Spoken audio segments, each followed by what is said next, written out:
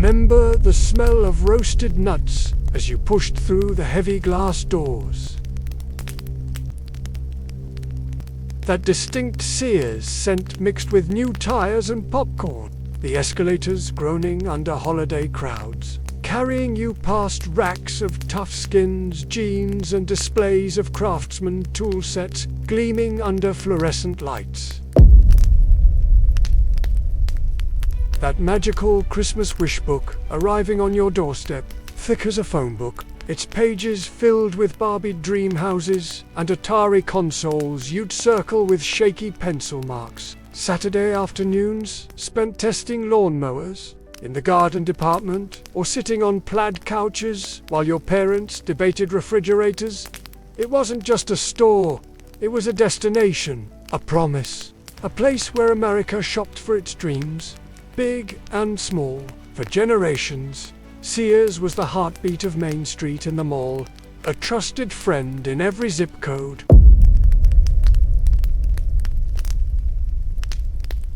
Sears didn't just sell products, it built the blueprint for modern America. Founded in 1893 by Richard Sears and Alva Roebuck, it revolutionized retail with a simple idea: a mail order catalog bringing everything from sewing machines to entire houses to rural families.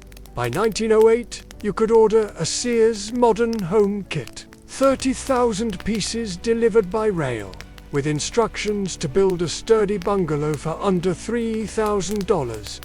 By the 1920s, as America moved to cities, Sears pivoted again, opening brick-and-mortar stores that became community anchors post-World War II. It exploded. It launched iconic brands: Kenmore Appliances, Craftsman Tools, DieHard Batteries. It owned Allstate Insurance. It sold over 100,000 motorcycles. In 1973, it crowned its empire with the Sears Tower in Chicago, the world's tallest building, a steel monument to its ambition. At its peak in the 1970s, Sears accounted for 1% of the entire US economy. Its catalogs reached 13 million homes. It employed over 350,000 people. It wasn't just a retailer, it was a vertical monopoly, designing, manufacturing, financing, and ensuring the American dream. For families, Sears meant trust. A Craftsman wrench came with a lifetime guarantee. A Kenmore washer lasted decades. Employees stayed for 40 years, knowing customers by name. When Apollo astronauts needed reliable batteries for moon buggies, NASA called DieHard. Sears was embedded in the culture. From Johnny Cash singing about its catalogs to Cheers characters shopping there, it was omnipresent, omnipotent, and seemingly invincible.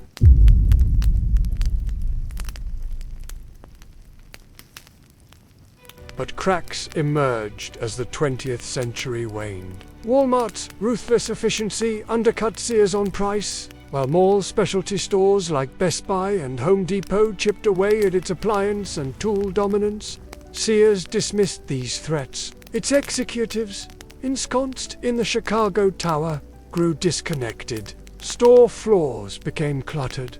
Fixtures grew shabby. The once revolutionary catalog, Bleeding Money, was axed in 1993, a fatal misstep just before the e-commerce boom. Sears missed the internet wave entirely. While Jeff Bezos launched Amazon in 1994, Sears fumbled with prodigy dial-up partnerships and clunky websites.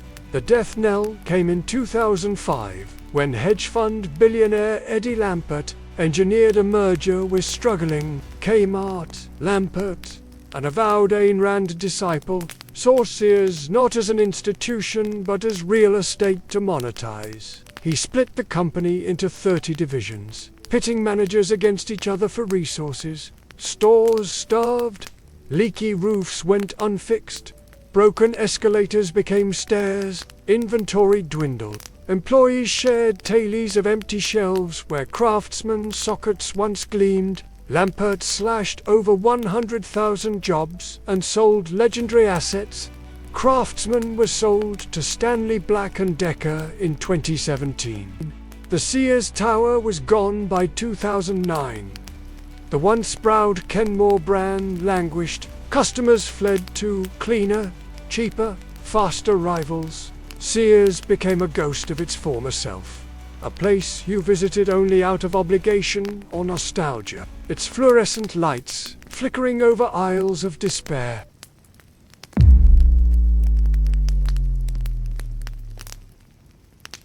October 15th, 2018, Sears Holdings filed for Chapter 11 bankruptcy. Over 3,500 stores had already vanished since 2010.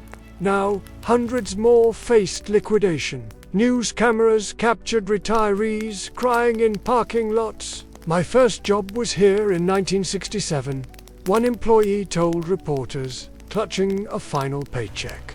Liquidators moved in, slashing prices on dusty merchandise, under signs, screaming, "Everything must go."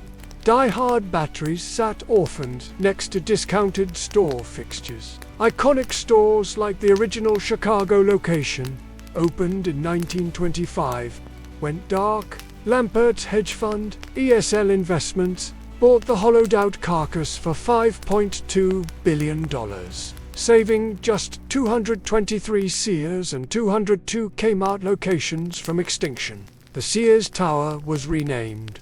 The Wish Book was a memory. To most Americans, Sears was dead. A cautionary tale of hubris and neglect. A retail tombstone.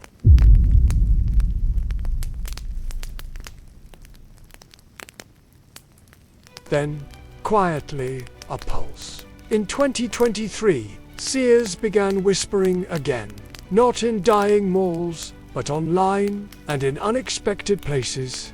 Sears.com relaunched, leaner and focused on appliances, tools, and mattresses. DieHard, once sold off, returned as an independent brand, selling car batteries at Advance, auto parts, and even energy drinks. Craftsman, now owned by Stanley, expanded into clothing at Dick's Sporting Goods.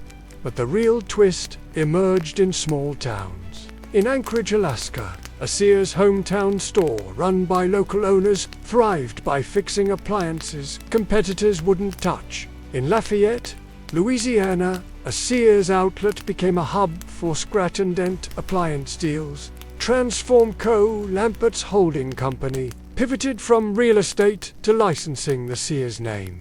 By 2024, Sears wasn't dominating, but it wasn't extinct. Roughly 12 full-line stores and 300 hometown outlets remained. Alongside a digital presence, it partnered with Amazon for tire installations. It tested small format stores focusing solely on appliances and services. The strategy: leverage residual trust in Kenmore and DieHard. Serve rural areas, big box stores, abandoned, and exploit one powerful asset: nostalgia. DieHard's built for the road ahead ads deliberately echoed classic Sears reliability. Craftsman tools still bore the Sears logo. Online, Gen Xers shared vintage Wish Book scans. The comeback wasn't a resurrection of the Titan, but a reinvention, a phoenix rising as a niche player powered by the very heritage that once seemed its tomb.